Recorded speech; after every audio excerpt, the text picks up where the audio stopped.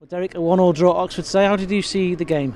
Yeah, a very good game. Today I thought that Oxford obviously struggling at home to get wins. They had lost their last two games, and we obviously went ahead in the game with a well-worked goal and a great finish from Jensen Weir. We dealt well with the shape that Oxford tried today. We limited them to very few opportunities on target, and we were unfortunate not to have taken the 3 points. They came into the game late on in the game, they threw a ball into the box. It was a scramble, and they got the equaliser. But we probably feel that a draw is a fair result. Great for Jensen to get off the mark with such a good goal. Yeah, I mean, he took it really well. We broke down Oxford's right-hand side, and I think that the opportunity came about because we pressed him high. It was a great slip pass across, and he finished it into the bottom corner. And so it was great to go ahead in the game. We probably felt that we could, hold off and take the 3 points. The downside for you, I think, was that the lead only lasted 8 minutes.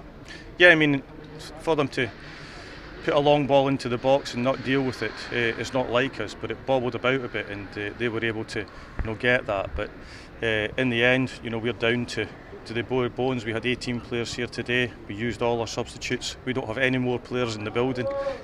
We had an injury today to Ash Hunter. We had one to Max Melbourne in midweek. So we're really up against it now, and that is going to be difficult for us to play on Tuesday.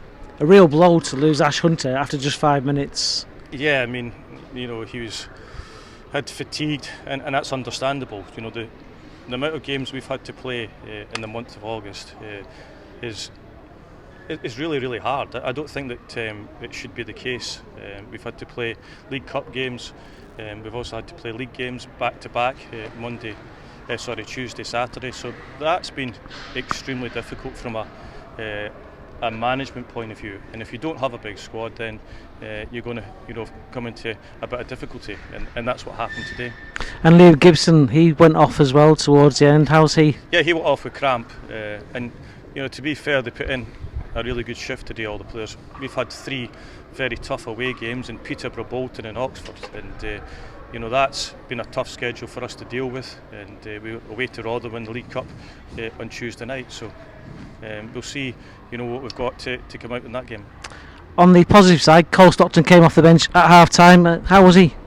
Yeah, I mean, he's been ill for the past week. He hasn't been in since last Friday, so he came in yesterday, trained yesterday, and we put him on the bench today. He came on for the second 45 minutes with Dylan Connolly, which helped us because Arthur and John Abika did really well up front.